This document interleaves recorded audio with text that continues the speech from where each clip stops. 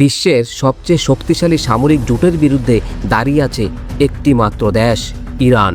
একদিকে United states, অন্যদিকে Israel. প্রযুক্তি, অর্থনীতি, সামরিক শক্তি সব দিক থেকেই ওরা অনেক এগিয়ে। তবু প্রশ্ন হচ্ছে, ইরান কেন এখনও যুদ্ধ চালিয়ে যাচ্ছে?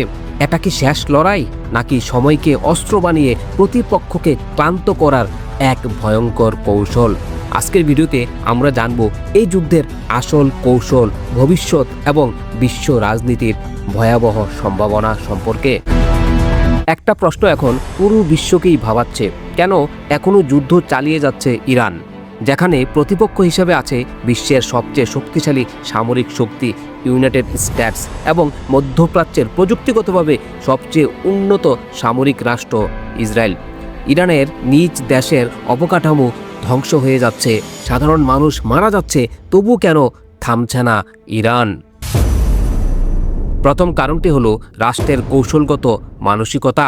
ইরানের সামরিক ও রাজনৈতিক নেতৃত্ব বহু বছর ধরেই জানে যে সরাসরি সামরিক শক্তিতে তারা যুক্তরাষ্ট্র বা ইসরায়েলের সমকক্ষ নয়। তাই তাদের কৌশল কখনোই দ্রুত যুদ্ধ জয় নয়, বরং তাদের লক্ষ্য হলো দীর্ঘস্থায়ী সংঘাত তৈরি করা।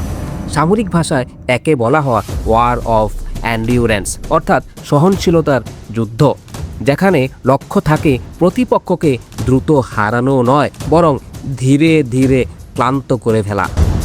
দ্বিতীয় কৌশলটি হলো যুদ্ধকে আঞ্চলিকভাবে ছড়িয়ে দেওয়া। ইরান দীর্ঘদিন ধরে মধ্যপ্রাচ্যে বিভিন্ন মিত্র ও প্রক্সি নেটওয়ার্ক তৈরি করেছে। এর ফলে সংঘাত শুধু একটি দেশের মধ্যে সীমাবদ্ধ থাকে না, বরং যুদ্ধের একাধিক ফ্রন্ট তৈরি হয়। এই কৌশল প্রতিপক্ষকে বিভক্ত করে দেয়।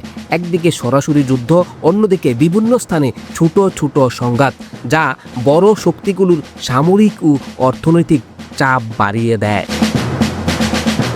তৃতীয় বিষয়টি হলো অর্থনৈতিক চাপের হিসাব। যুদ্ধ মানেই বিশাল খরচ।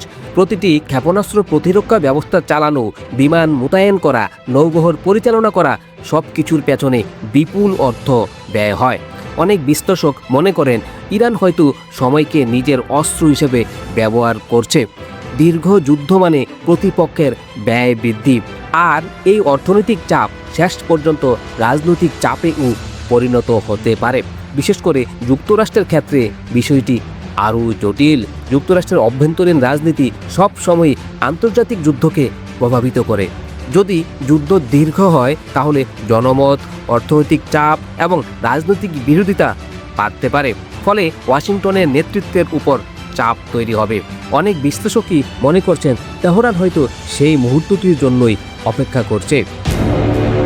কিন্তু এখানেই প্রশ্ন, ইরান কি সত্যি এত বড় ঝুঁকি নিতে পারে?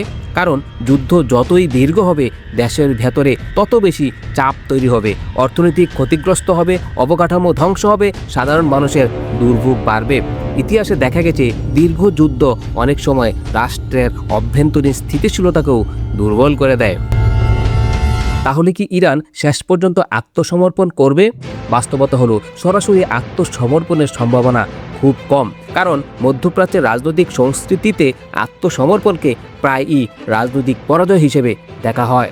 বরং এটির সম্ভাবনা বেশি যে সংঘাত একটি আলোচনার যুদ্ধে পরিণত হবে, অর্থাৎ যুদ্ধও চলবে, কিন্তু একই সঙ্গে কূটনৈতিক দরজাও খোলা থাকবে। এই ধরনের পরিস্থিতিতে প্রায়ই দেখা যায় কিছু সময় তীব্র যুদ্ধ হয়, তারপর হঠাৎ একটি যুদ্ধবিরতি বা আলোচনার উদ্যোগ আসে। আন্তর্জাতিক শক্তিগুলো মধ্যস্থতা করার চেষ্টা করে, কারণ বড় শক্তিগুলোর কেউই চায় না এই সংঘাত পুরো অঞ্চলে ছড়িয়ে পড়ুক। এখন সবচেয়ে গুরুত্বপূর্ণ প্রশ্ন, যুদ্ধের মোড় কোন দিকে যাচ্ছে? যদি সামরিকভাবে বিচার করা হয়, তাহলে প্রযুক্তি, গোয়েন্দা তথ্য এবং আকাশ শক্তির দিক থেকে যুক্তরাষ্ট্র ও ইসরায়েলের অবস্থান অনেক শক্তিশালী। কিন্তু যুদ্ধের ইতিহাস বলে প্রযুক্তি সবসময় দ্রুত বিজয় এনে দেয় না, বিশেষ করে যখন প্রতিপক্ষ দীর্ঘ সময় ধরে লড়াই চালিয়ে যাওয়ার কৌশল নেয়। তাই অনেক বিশ্লেষকের মতে এই যুদ্ধের ভবিষ্যৎ তিনটি সম্ভাবনার দিকে যেতে পারে। প্রথমত, দ্রুত সামরিক দমন, যেখানে প্রতিপক্ষের উপর বড় ধরনের আঘাত হেনে যুদ্ধ শেষ করার চেষ্টা করা হবে। দ্বিতীয়ত, দীর্ঘস্থায়ী সীমিত সংঘাত, যেখানে হামলা চলবে কিন্তু পূর্ণাঙ্গ আক্রমণ হবে না। তৃতীয়ত, আন্তর্জাতিক চাপের মাধ্যমে আলোচনার টেবিলে ফিরে আসা। কিন্তু শেষ পর্যন্ত একটি বাস্তবতা কখনো বদলায় না। যুদ্ধের সবচেয়ে বড় মূল্য দিতে হয় সাধারণ মানুষকে। রাজনীতি, কৌশল এবং শক্তির লড়াইয়ের মাঝখানে আটকে পড়ে লাখো মানুষের সাধারণ জীবন। এই যুদ্ধ কি সত্যি শক্তির লড়াই, নাকি এটি সময়ের বিরুদ্ধে সময়ের যুদ্ধ, যেখানে প্রতিটি দিন নতুন হিসাব বদলে দিচ্ছে? সম্ভবত এই প্রশ্নের উত্তরই নির্ধারণ করবে মধ্যপ্রাচ্যের ভবিষ্যৎ এবং হয়তো পুরো বিশ্বের রূপ।